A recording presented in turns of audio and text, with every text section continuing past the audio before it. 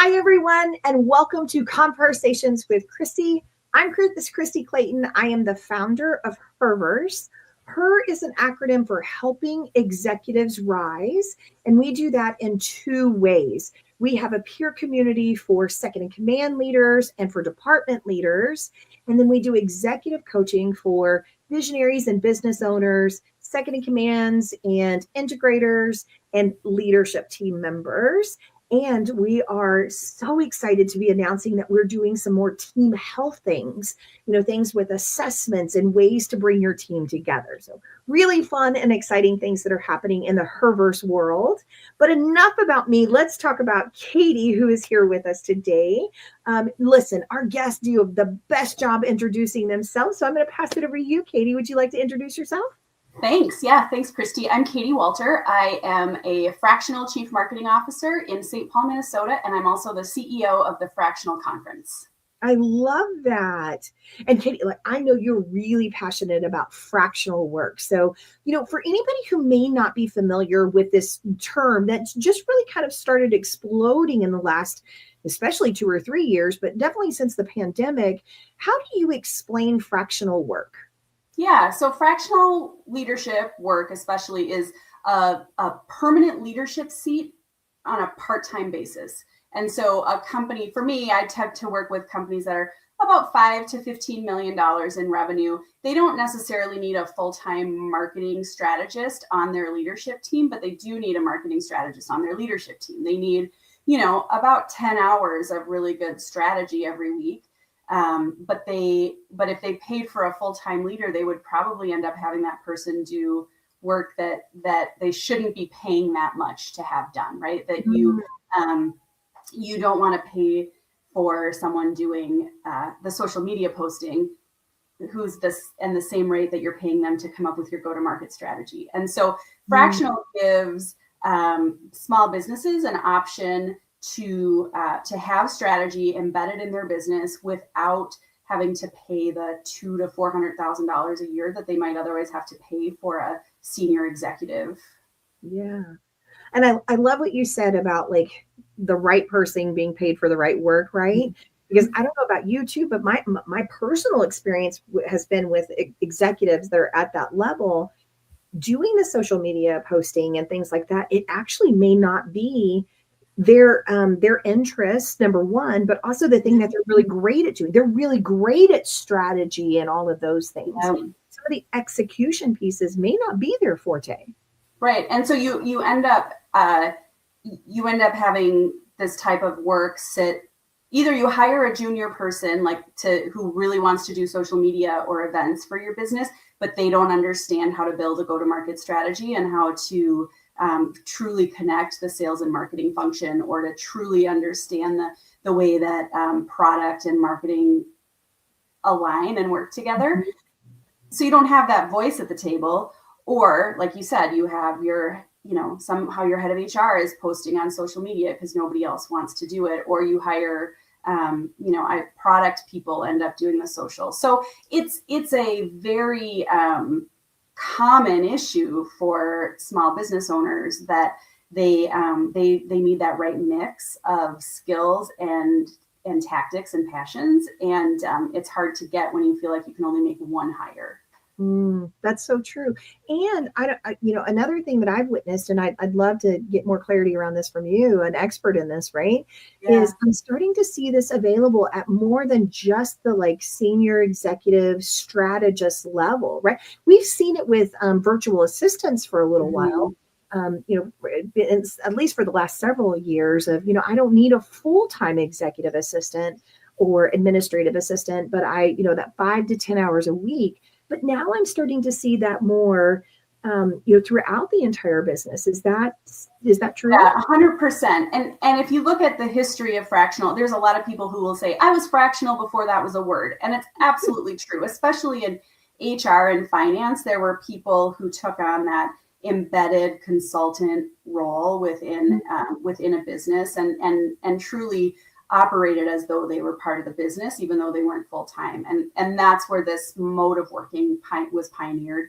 I've been at this for about 6 years. So working from home before it was cool, But I came out of a really big business. Like I came out of a $13 billion business.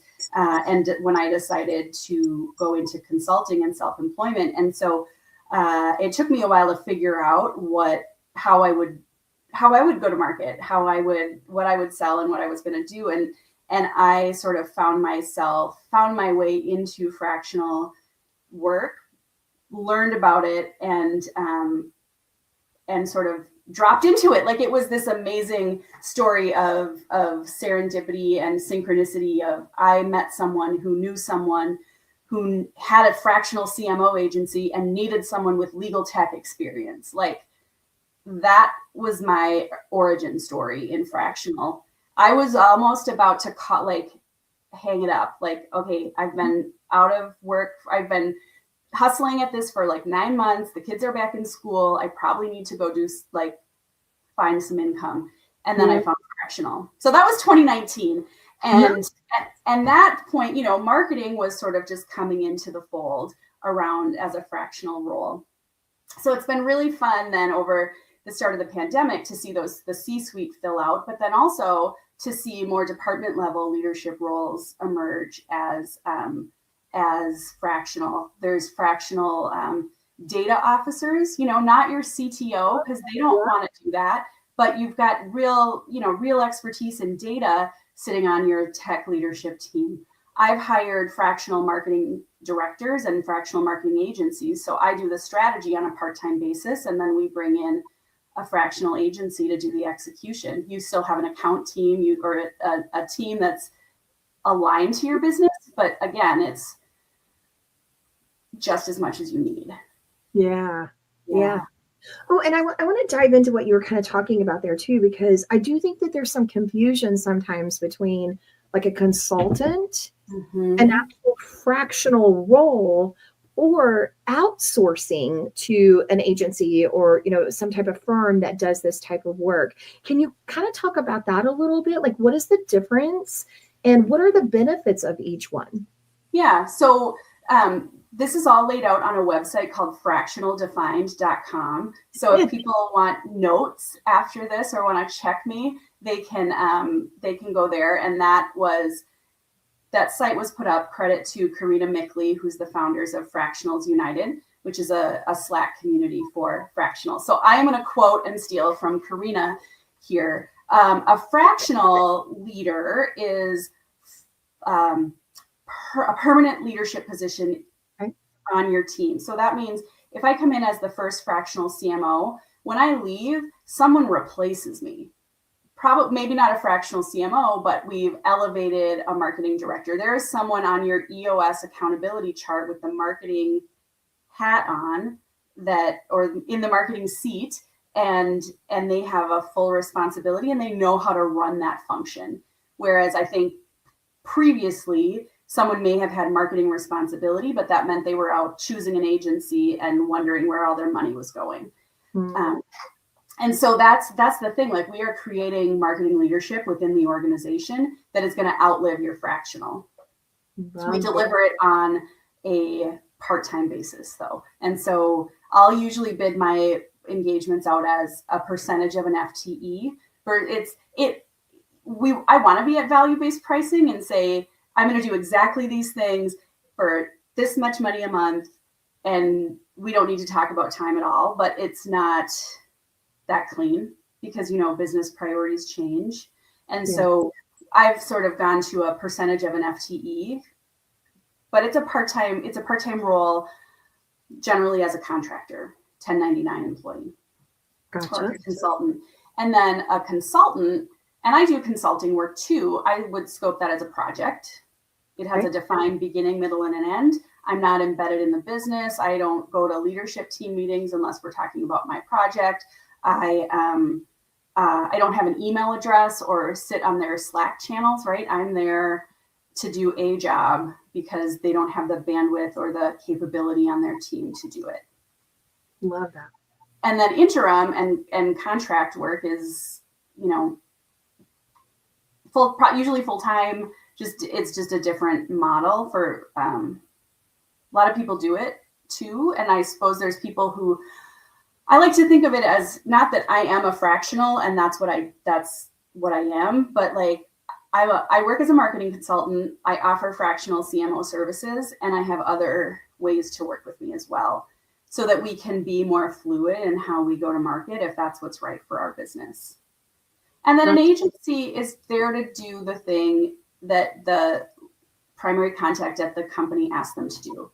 And if we stick in the marketing world, what I find is that it can be hard for agencies to advise the business on what the right thing to do is, because they're not close enough to how the company makes money.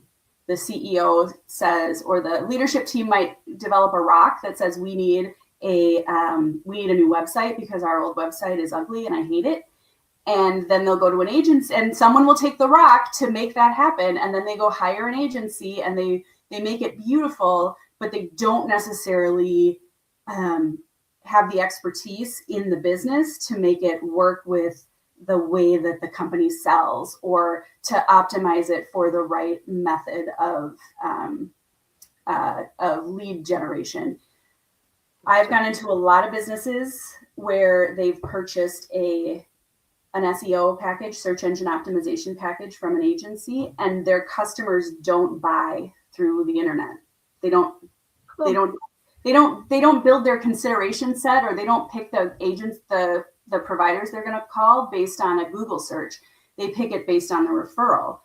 And so we should sort of be putting like 80% of our effort, especially in the early days, toward driving referral business, and that search traffic, inbound stuff is less. But it's really helpful for a business leader to have someone embedded in their business who understands which levers to pull. And that would play out across all the functions. Yeah. I'm using marketing as an example, but someone might say, we have an employee engagement problem. Let's launch a employee NPS survey process, without understanding any of the cultural drivers that exist first. And so suddenly you don't have a strategy to go with that survey. You don't know what to do with the survey results when they come out. You don't have a higher engaged population. You have an annoyed population.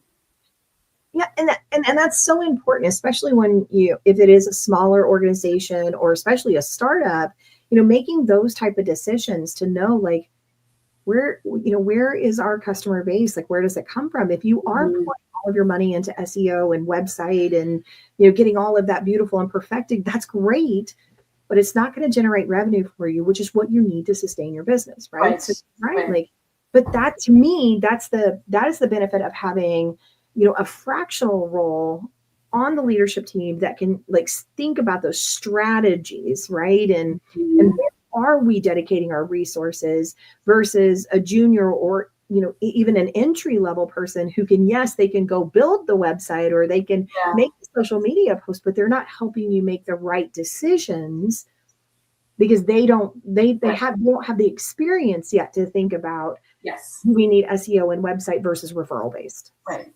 Exactly. 100%. And that's such a great way to think about that. Cause I don't know that, sometimes I get questions all the time, like, what is the benefit of a fractional? And, there's a million, but that's probably one of the best ways I've heard it described. Yeah. Oh, thank you. Well, I'm there to put your resources toward your best opportunities for growth. Yeah. And it takes it's a skill set, I think, to discern what that is, and particularly to translate what the business is trying to do in a way that a marketing team can execute on it. And that translation piece is what is often missing. You get a website that you don't like, that doesn't do what you want it to do, and it's very likely not the agency's fault. Yeah, that's true. Yeah, they're not in it enough to be, they're delivering what you were telling them to do. Yeah. Right? Yes. 100%. Not creating strategy around what to do and exploring, other options. Yeah. That's such a great way to say that. Well, so I'm really curious. You said you started, being fractional kind of back in 2019. So that was, pre-pandemic, but it does seem like in the last 5 years, post-pandemic, that there's been this great shift to not just fractional, but I think the remote environment has given all these, options, hybrid environments. So, where do you see it? Where was it? I love that you said, it kind of used to be consulting, and that's kind of, the verbiage that people used before fractional became popular. But where was it? Where is it? And where do you see it going? Is this the wave of the future? Yeah, I would say where it was, we talked about where it was. And then when the pandemic happened and we're much more networked on LinkedIn now, like the storytelling capabilities are so powerful. Because I think, up until even the late 20 teens, LinkedIn was still just a resume site, right? And the fact that there's community around the professional environment changed that dynamic too, that you can find opportunities and you can find people you like and who you connect with, even if they're 1,000 miles away and in different industries. Opened up this sort of democratization of who's out there and what they're doing and how they're doing it. It became really inspiring for people of, wait, is there a different way for me to work? And especially after the pandemic, when we came home, working from home, realized what balance could look like, and I can still get a lot of work done, realized that I have less anxiety or stress if I don't have to be in person for certain meetings throughout the day.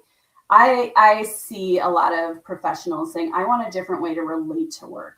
I want a different relationship with work. And that'll look different for a lot of people. Some people would probably say, I'm going to stay in corporate because that's what I want. I'm going to stay in a full-time job because I love it, but I'm going to work on my emotional and practical boundaries. I'm going to do the work to be able to be healthy and be in corporate and be happy. That's so important. It's so important. And I do think, my colleague John Arms will say, fractional is the future. We're all going to be fractional. We're all going to be gig workers. Maybe, but I don't think it's going to happen in my career or lifetime. I think there will still be a very healthy population of W-2 employees in the world for lots of reasons. But there is a shift happening, and there's a redistribution of work and a rethinking of how work can get done. And I think solopreneurship and fractional work will continue to grow. We haven't even begun to tap the potential of small businesses that would benefit from fractional leadership. And so there's just opportunity, there's abundance out there for us to make an impact as fractionals. Yeah. I see a lot of people in their mid 40s and, within up to their mid 50s, late 50s saying, what's next for me? Like, I don't want to retire, or I can't retire yet, but I need to get off of this train. And those are a lot of the conversations I continue to have with people who are saying, really, I just need a different relationship with work. Yeah. Well, and it as much as I don't want to say this, I do think it is slightly generational, right? Like the generation before us, it was all full-time, and it was loyalty, right? You stayed with an organization for decades. Like my grandparents both worked at both of their employers for 40 plus years, right? My dad just retired 2 years ago, and he was there for 41 years. Like that is the way that it was, but that is certainly not the way it is now. Yeah. And there is a shift to, I want a better balance, right? And I don't know about you, Katie, but I don't believe in work-life balance. We have one life, and we show up as one person. Yeah. So how do we just integrate both aspects of our being into just being one person? Right. Well, and I think that the generational point is a really good one, because on the other end of the spectrum, I think that professionals in their 20s and early 30s will not be conditioned, or will not accept the conditioning that you and I experienced in our 20s and 30s, and will have we'll hopefully start off with a different relationship to work, or will at least have language to say, this might not be healthy for me. I am going to approach work in a different way. And so, especially as women move into their childbearing years, if that's on their roadmap, the options that the gig economy and solopreneurship opens up are really powerful. I did not want to work when my kids were little. They're teenagers now, and I spend more time with them now than I did when they were toddlers, which is a gift. But I wanted more time with them when they were babies, and it was so all or nothing. Yeah. In the corporate environment, if you wanted to go part-time, you were mommy tracked. People would say, if you go down to 3 days a week, you're going to be working 5 days anyway. So don't even take the pay cut. The sort of mentality was that that it wasn't positive or productive to go part-time. It's just more stressful. And I think parents have a different set of options now. Yeah. And I would even go as far as saying it was looked down upon. Right? Yeah. Oh, for sure. Well, it was, yeah, you're right. The whole mommy thing, I'm still a capable leader and contributor to the business. It's just, I also want time with my family, right? And you're right, like kids when they're young, babies and toddlers and, starting to go to school, that's such a fun experience to be part of. And so for society in general to say, well, wait a minute, you have to be all in your career or all out, that's just not a healthy way to think about it. So how can we re-strategize? Right. And I don't know if it looks like, I sort of think that 20 years of corporate experience made me a really good fractional CMO, but these younger people will come up with their own model. Right. And I think if you're listening to this and you're in your 20s, I think it's really good to have a mentor and people who can teach you, but it doesn't necessarily have to be a boss or a job that owns you. Yeah, absolutely. There are just so many options that are available now. Listen, and some people, you're right, Katie, like being in a full-time, permanent, in-person environment is where they're going to thrive and succeed. But there are some that maybe a hybrid, is more palpable for them and who they are. And then, for others, being 100% remote and 100% fractional maybe, but just having the availability, I think, is going to be really, really important. Because I'm like you, I've heard a lot of people saying like fractional is the place it's going to go. Yeah. Hi there.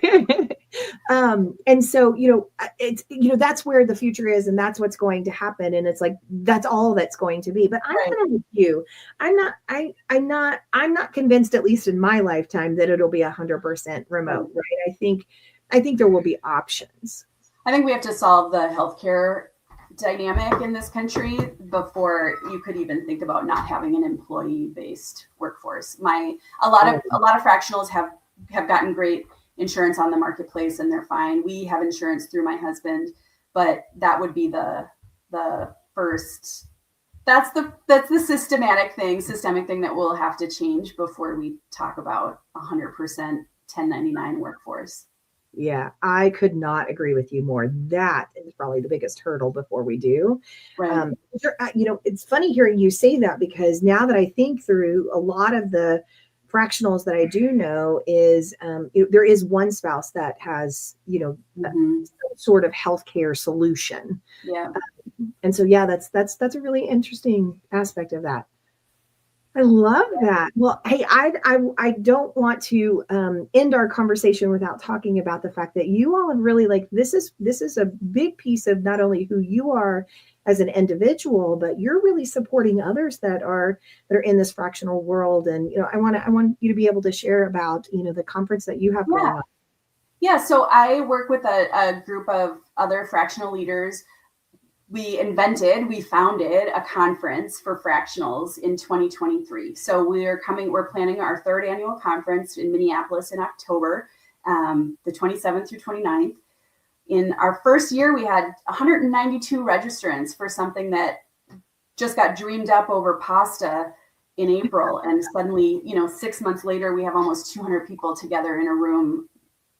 It was amazing. And then we had 250 last year, and we're hoping for 350 this year. So come to the Fractional Conference in Minneapolis in October.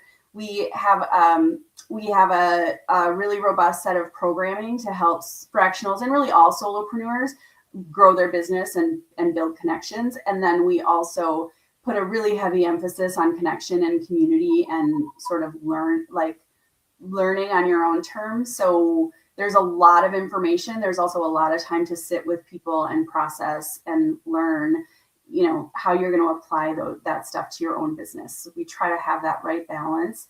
A lot of people come into the conference and say, I found my people. I was out there all by myself in the world doing this. I could kind of tell from LinkedIn that there were other people, but I don't know where they are.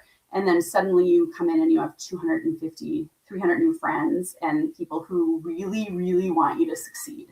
Yeah, no, I love that, because we hear the same thing at our summit, right? It's like, I finally found my people. Like, these are the women who get me. These are the people that are going to help me grow, develop, and who are really going to take me to that next level. And I don't feel alone anymore, right? In my journey. Yeah. Yes. I love that. 100%. Oh, I love it. Katie, I knew this was going to be a fun conversation, and how I love to end all of our ConvHERsations is with 3 rapid fire questions. So the first question I have is, when you think of a woman of a past generation, who is somebody that you would like to honor? I'm going to go with my mom answer. There's a lot of historical figures out there I admire, but I think that my mother, is this rapid fire and I shouldn't explain it? You can explain. Yeah, definitely. My mom did a tremendous amount of growing and working on herself through like really hard things in her personal life, her whole life. And I just love how she continues to develop in this world, and her humanity and her openness to all kinds of people that would have been, in 1950s Boston frowned upon, and just the expansiveness of her and how she demonstrates how we can evolve and grow in our ability to love and care for each other. Love that. Yeah. And say her name. Will you say her name? Marianne. My mom is Marianne DeBoer, and she lives in the Twin Cities. She grew up in a suburb of Boston and moved to rural Minnesota with my dad in 1965, and went through lots of twists and turns in that experience. And now she lives in a suburb of the Twin Cities, and she's just my favorite person. Oh, I love that. That's a beautiful story. I feel like I need to know her. And then what about empower? Who is a woman of a current generation that is in business or in leadership that you feel like just empowers you to be your absolute best self, or that you hope to empower to be her best? My first boss at the big company that I work with has been my champion and my cheerleader for 23 years. And she's someone who, her voice is in my head all the time. When I'm having self-doubt, I can hear what she would have said to prop me up. Sometimes her voice is in my head and I want her to stop talking. I'm like, I don't want that advice. Please stop. But she has been, even especially since I left corporate, she's been just such an amazing cheerleader for me and friend. And so, yeah, Karen Monksgaard is someone who has empowered me for 23 years. Oh, that's a gorgeous story. I love that. I love it. And then what about inspire? Who is a woman of a future generation that you hope to inspire? Well, I have my daughter who just popped through here, and I have half a dozen female nieces